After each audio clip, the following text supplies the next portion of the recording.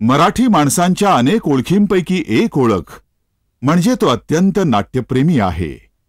अशा या नाट्य रसिकांना पौराणिक, कौटुंबिक, सामाजिक आणि ऐतिहासिक नाटकांनी आनंद दिला आणि रंगभूमी समृद्ध केली.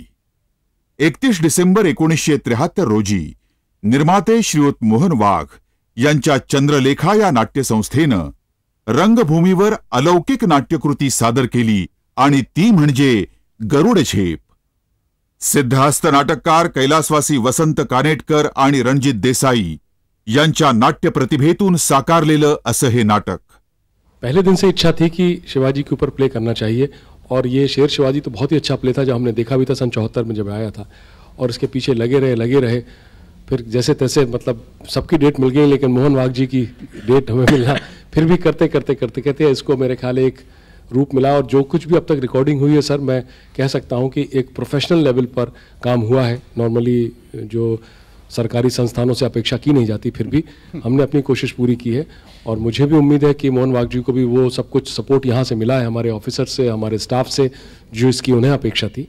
और एक बार फिर आप सभी का बहुत बहुत स्वागत आज यहाँ आने के लिए. बड़ा साहब मेरा पर्सनली बाबा साहब आपके लिए भी आप कम से कम आए और आपने हमारा इतना मान और सम्मान बढ़ाया, हमारा हौसला बढ़ाया और उम्मीद है कि आपका आशीर्वाद रहा तो इसी तरीके से सह्याद्री की पताका हम फहराते रहेंगे.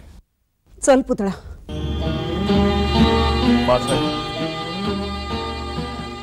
मासाहेब डोळ्या वाटे पाणी काढू नका. डोळ्यातल्या पाण्यानं संकट धुतली जात नसतात. मासाहेब आपण आम्हाला गरुड समजला. गरुड कधी अश्रू ढाळत नाही. वेदना असह्य झाली तर उंच आकाशी जाऊन आसमंत भेदून टाकणारा चीत्कार फक्त तो करतो.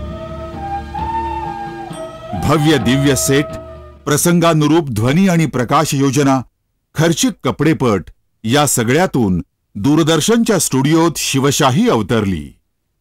या नाटकाच्या चित्रीकरणाचे हे सुवर्णक्षण पाहण्यासाठी प्रत्यक्ष शिवसेना प्रमुख बाळासाहेब ठाकरे आणि शिवशाहीर बाबासाहेब पुरंदरे मुंबई दूरदर्शन केंद्रात पायउतार झाले.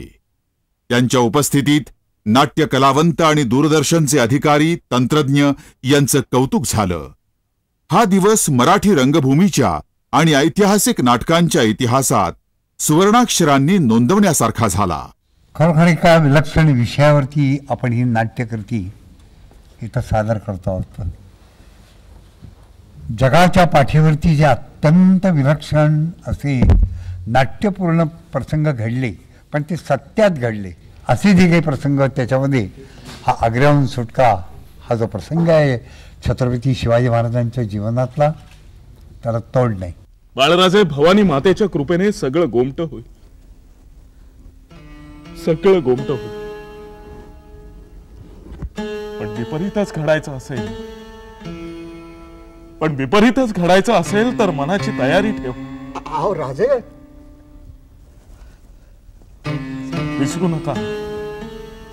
विसरू नका त्या औरंगजेबानं कैद झालेल्या आपल्या थोरल्या भावासमक्ष त्याच्या लाडक्या पुत्राची गर्दन उडवली होती. बाळराजे चला बाळराजे चला आपल्याला पेटाऱ्यात बसून बघायचं ना.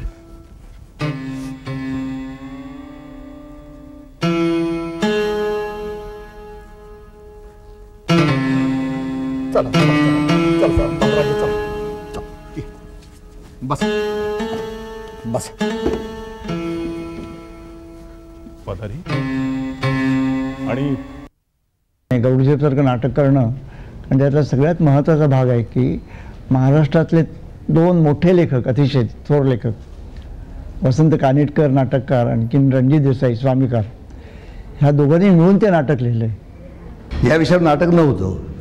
हे नाटक ह्या दोघांनी लिहिताना त्या विषयाचा खूप अभ्यास केला आणि नाटक लिहिलं. जवळजवळ 30 वर्षांनी हे नाटक पुन्हा रंगमंचावर येत आहे. सह्याद्रीसाठी ह्या नाटकाचा प्रयोग करायला ठरलं आणि या निमित्ताने आम्ही रंगमंचावर याचे प्रयोग करणार आहोत. विठ्ठलदास की हवेली पूरी हो रही है. बाद में आज जन्मी सेवाला में तिथं आमची प्यारी मामीजान शास्ता खान साहेबाची बेगम सारखी त्या सेवाला ठार मारा म्हणून मागे लागली. त्या सेवाला ठार मारायचा की सडवत ठेवायचा माझा प्रश्न आहे. लेकिन त्या शिवाजीच्या उजव्या हाताची 3 बोटं छाटून एका तपकात घालून आमच्या मामेजानला मी ते नजराणा म्हणून पाठवून देईन. अफजलखानची आतडी याने बाहेर काढली होती काय? या जन्मी शिवाची आतडी बाहेर काढून आग्र्याच्या वेशीत टांगून ठेवून मी खुलेआमला बघण्यासाठी. लेकिन खुलेआमचा काय संबंध? तो माझा दुश्मन आहे, माझा एकट्याचा दुश्मन आहे. दरबारमध्ये आमच्या नजरेला नजर देतो काय? आमचा मानाचा विडा फेकून देतो काय? मुंह ऊपर करके उर्मट जबान बोलतो काय?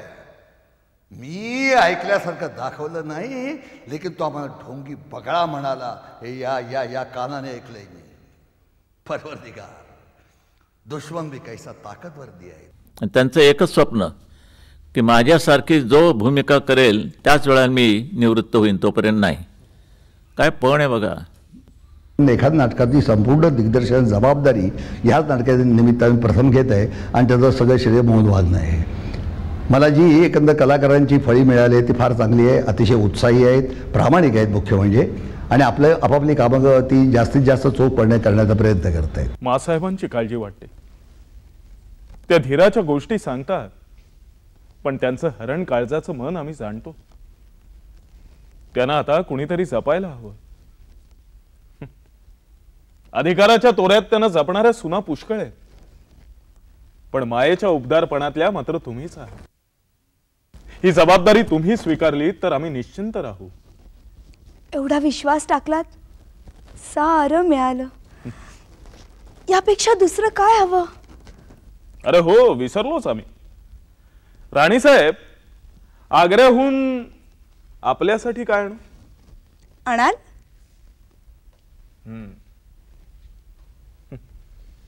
म्हणजे आपल्याला काही हवं तर? मला हवं ते आणाल? वचन? राणीसाहेब, आमचा शब्द हेच आमचं वचन असतं. आज ते उपयोगी पडायचं नाही, वचन द्यायला हवं. ठीक आहे, आम्ही वचन देतो.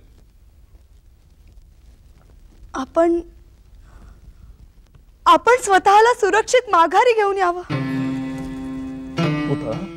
खरं तर एवढी मोठी व्यक्तिरेखा या वयात करायला मिळणं हीच माझ्या दृष्टीने एक मोठी गोष्ट आहे. आणि चंद्रलेखेसारखी संस्था, प्रभाकर पणशीकरांसारखे दिग्दर्शक, म्हणजे ही फारच मोठी संधी आहे माझ्या दृष्टीने. महाराष्ट्राचं फार लाडकं व्यक्तिमत्व आहे शिवाजी महाराज, आणि माझ्या परीने मी प्रयत्न केलेला आहे या व्यक्तिरेखेला जिवंत करण्याचा. आणि आम्ही सगळ्यांनीच फार नेटाने काम केलंय.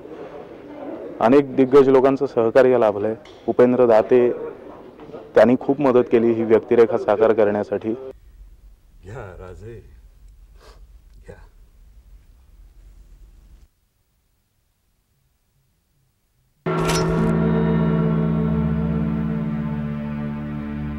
राजे, राजे हे साधं शस्त्र नाही. 3 पिढ्यांपासून हे शस्त्र आमच्या घराण्यात चालत आलेलं आहे.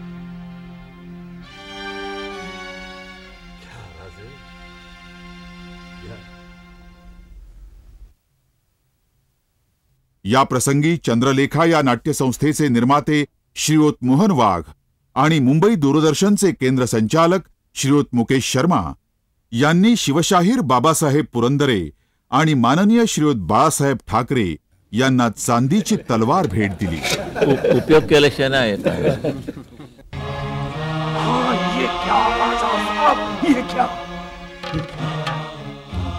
आपण तलवार उघडी करून दिलीत मिरसाजी. तिला रक्त दिल्याशिवाय ती पुन्हा म्यान कशी करणार?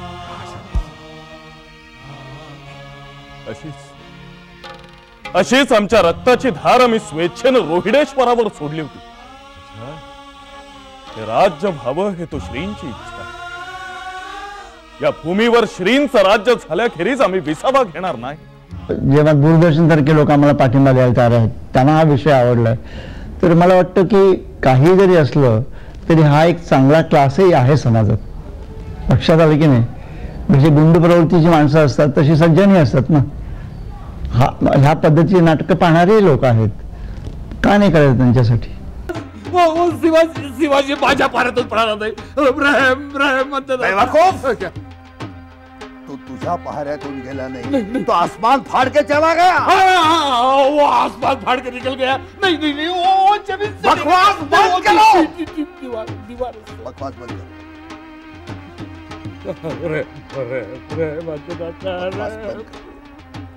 ज्याच्या नजरेतून तो सुटला ते डोळे काय कामाचे, त्याचे डोळे काढा, त्याला आग्र्याच्या कोतवाले फेकून द्या.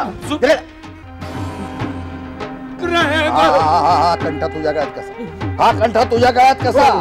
आता ज्याने मी शिवाच्या गळ्यात पाहिला होता मी, तो दिवाळी खास मध्ये आला त्यावेळी त्याने गुरुदासात केला, त्यावेळी हा कंठा मी पाहिला होता तुझ्या गळ्यात कसा, हा कंठा तुझ्या गळ्यात कसा?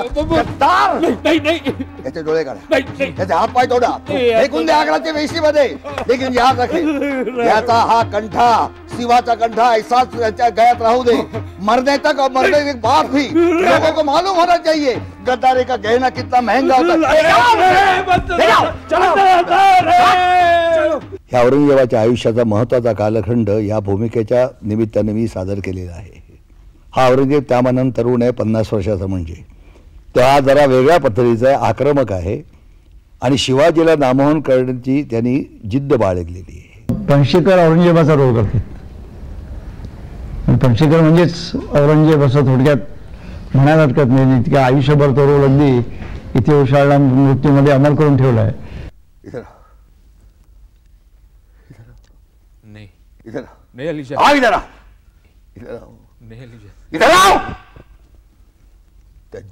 शिवाचा लडका तुझ्या ताब्यात आहे, तुझ्या कब्जात आहे, त्याला घेऊन ये.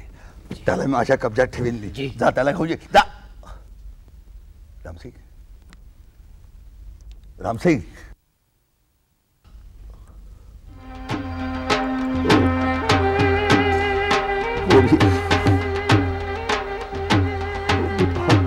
शिवा कैसा अरे माझ्या मुठीतून बाप सुटला नाही, भाऊ सुटला नाही, गनिमत सुटला. कैसे कैसे कहासे ज्याच्या तडाख्यातनं प्रत्यक्ष ज्याचा बाप सुटला नाही तो काही शिवाजी महाराजांना मित्र म्हणून सोडणार होता? पण त्याच्याही तडाख्यातनं महाराज आपल्या बुद्धिकौशल्याने सुटले. या महाराष्ट्र भूमीचा भाग्योदय मला आमच्या डोळ्यासमोर झालेला पाहायचा. पुतळा एक स्वप्न तर आम्हाला जागेपणी देखील दिसते. या नव्यानच निर्माण झालेल्या हिंदवी स्वराज्याचा छत्रपती म्हणून माझ्या शिवबाला राज्याभिषेक होतोय आणि राजांना त्यांच्या परमपूज्य पिताजीने दिलेली राजमुद्रा. आपल्याला एक्सपर्ट्स लागतात ह्या गोष्टीला, स्पेशल लोकांची गरज असते. मला सांगितलं की चिपळूणला हे चांगलं बनवलं जातं, चांगले तयार होतात पगड्या, तर आम्ही चिपळूणचा माणूस गाठला जेवढ्यासाठी. हा पगड्यांचा धंदा आमच्या वडिलांपासून आहे. वडील पगड्या करायचे, पगडबंद म्हणून प्रसिद्ध होते रत्नागिरी जिल्ह्यात. त्याच्यानंतर हा मी पुढे वारसा चालवला आहे. माझा मुलगा बापू हा स्वतः पगड्या करतो. औरंगजेबची पगडी सुद्धा मुलग्यानं माझ्या केलेली आहे, ही स्वतः केलेली आहे, मी सुद्धा केलेली आहेत पगड्या. ह्या सगळ्या या ट्रिक्सींच्या सुद्धा पगड्या आहेत. यात हिरे माणकं आग्र्याहून सुटकेच्या वेळी हिरे माणकं लपवून आणण्यासाठी हा ट्रिक्स, आत्ता हिरे माणकं लपवून आणण्यासाठी हे असे केलेले आहे.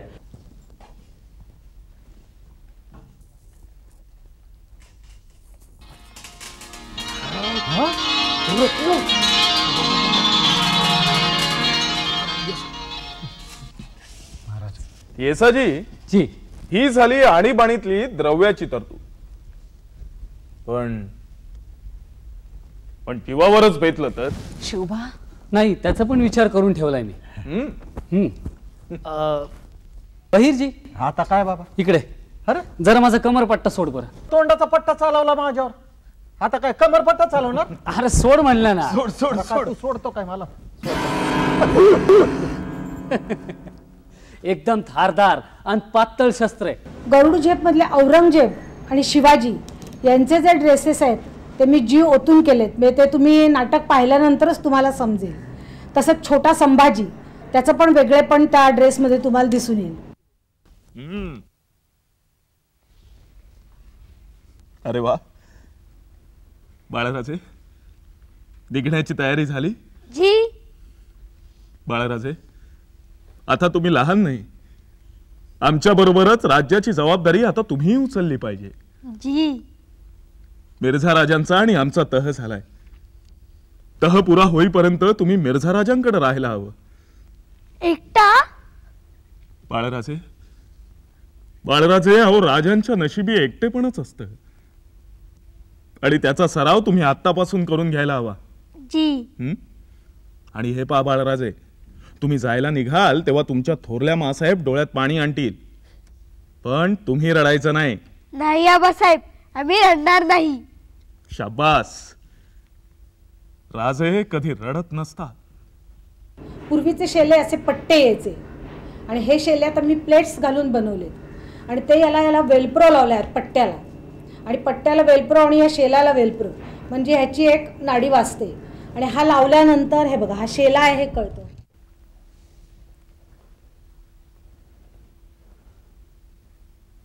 आबासाहेब. बाळराजे, फिरलात का असे? आबासाहेब, आम्ही गेल्यावर आपल्याला आमची आठवण येणार नाही? शंभूबाई, नाही कशी येणार? आबासाहेब, तुम्हीच सांगितलं ना की राजे कधी रडत नाहीत म्हणून.